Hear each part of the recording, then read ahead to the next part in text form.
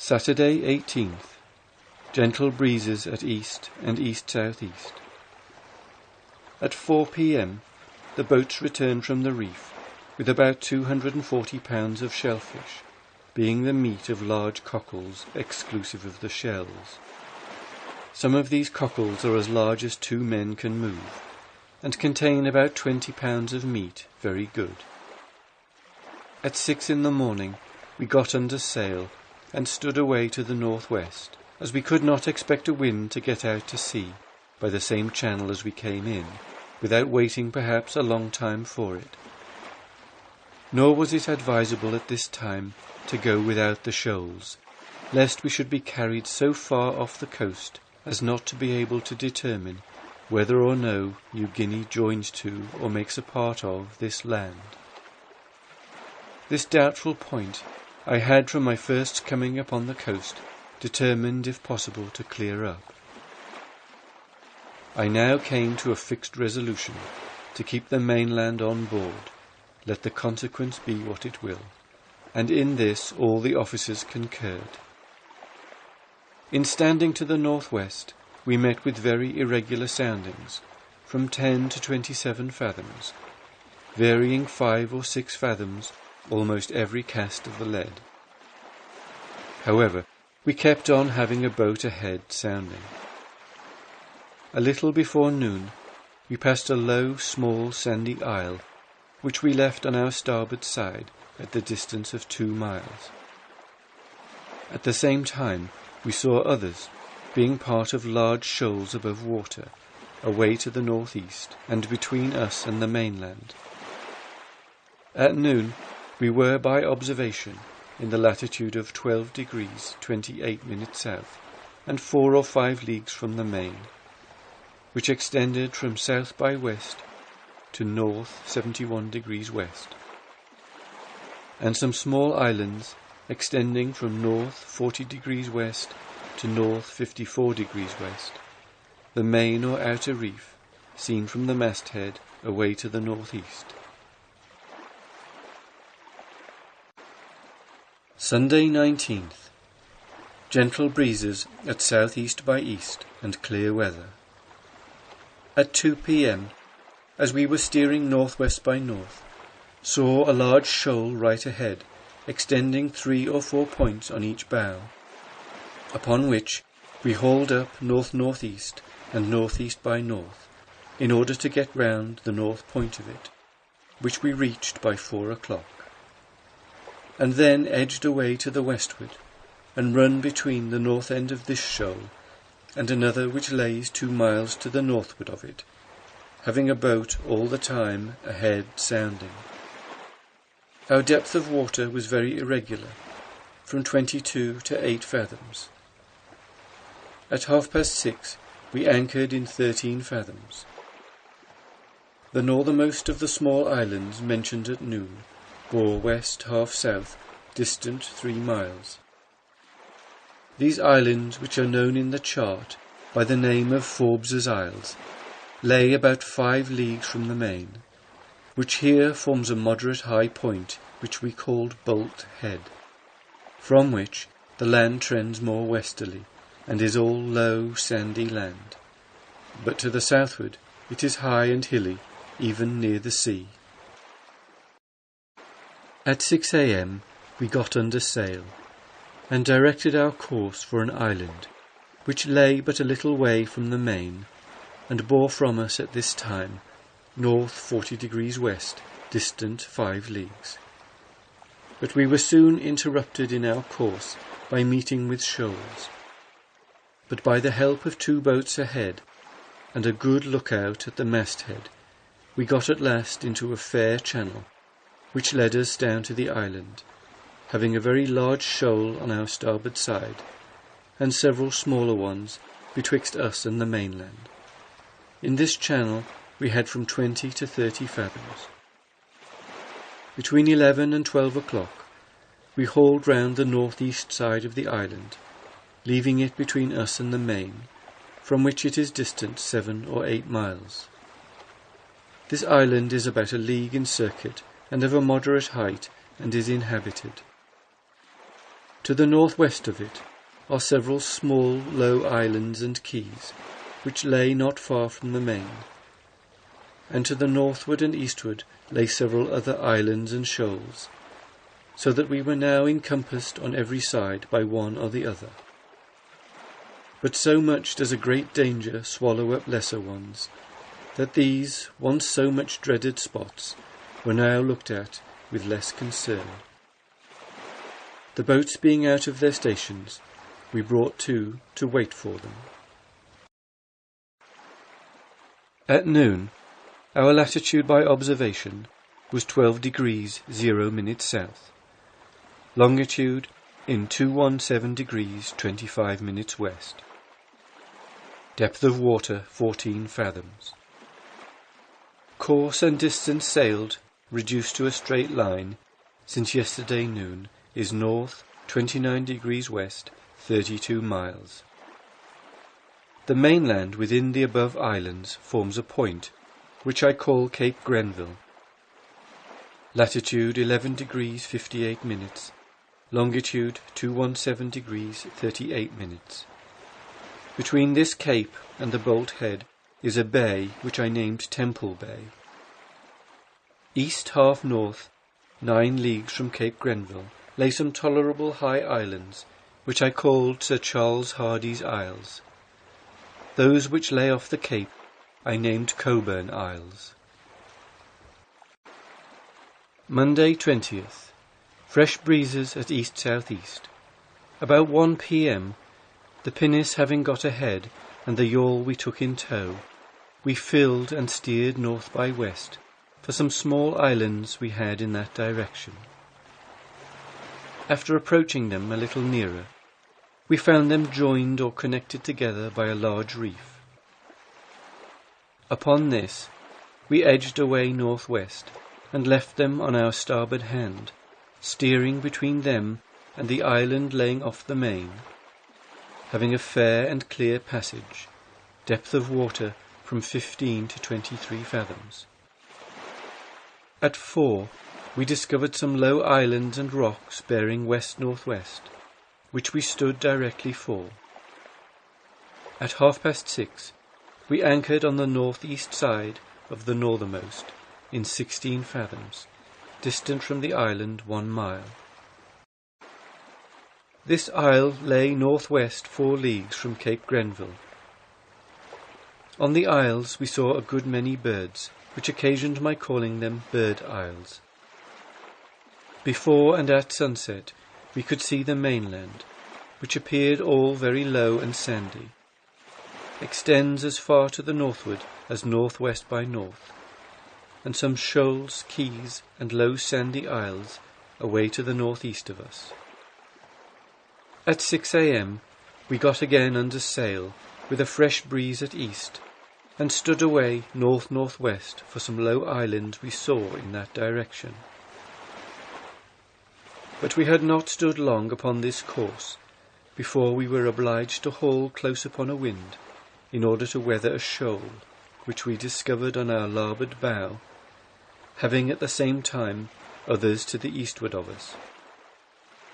By such time as we had weathered the shoal to leeward, we had brought the islands well upon our lee bow. But seeing some shoals spit off from them, and some rocks on our starboard bow, which we did not discover until we were very near them, made me afraid to go to windward of the islands. Wherefore we brought to, and made the signal for the pinnace, which was ahead, to come on board. Which done, I sent her to leeward of the islands, with orders to keep along the edge of the shoal, which spitted off from the south side of the southernmost island. The yawl I sent to run over the shoals to look for turtle, and appointed them a signal to make in case they saw many. If not, she was to meet us on the other side of the island. As soon as the pinnace had got a proper distance from us, we wore and stood after her, and run to leeward of the islands, where we took the yawl in tow, she having seen only one small turtle, and therefore made no stay upon the shoal. Upon this island which is only a small spot of land with some trees upon it, we saw many huts and habitations of the natives, which we supposed come over from the main to these islands, from which they are distant about 5 leagues, to catch turtle at the time these animals come ashore to lay their eggs. Having got the yawl in tow, we stood away after the pinnace, north-northeast and north by east, to 2 other low islands, having 2 shoals which we could see without, and 1 between us and the main. At noon we were about 4 leagues from the mainland, which we could see extending to the northward as far as northwest by north, all low, flat and sandy. Our latitude by observation was 11 degrees 23 minutes south, longitude in 217 degrees 46 minutes west, and course and distance sailed since yesterday at noon, north 22 degrees west, 40 miles. Soundings from 14 to 23 fathoms. But these are best seen upon the chart, as likewise the islands, shoals, etc., which are too numerous to be mentioned singly. Tuesday, 21st. Winds at east by south and east-southeast, fresh breeze. By 1 o'clock we had run nearly the length of the southernmost of the 2 islands before mentioned, and finding that we could not well go to windward of them without carrying us too far from the mainland, we bore up and run to leeward, where we found a fair open passage. This done, we steered north by west in a parallel direction with the mainland, leaving a small island between us and it, and some low sandy isles and shoals without us, all of which we lost sight of by 4 o'clock. Neither did we see any more before the sun went down, at which time the farthest point of the main in sight bore north-northwest half-west. Soon after this we anchored in 13 fathoms soft ground, about 5 leagues from the land, where we lay until daylight, when we got again under sail, having first sent the yawl ahead to sound. We steered north-northwest by compass, from the northernmost land in sight. Variation 3 degrees 6 minutes east. Seeing no danger in our way, we took the yawl in tow, and made all the sail we could until 8 o'clock, at which time we discovered shoals ahead and on our larboard bow, and saw that the northernmost land, which we had taken to be a part of the main, was an island or islands, between which and the main there appeared to be a good passage, through which we might pass by running to leeward of the shoals on our larboard bow, which was now pretty near us. Whereupon we wore and brought to, and sent away the pinnace and yawl, to direct us clear of the shoals, and then stood after them.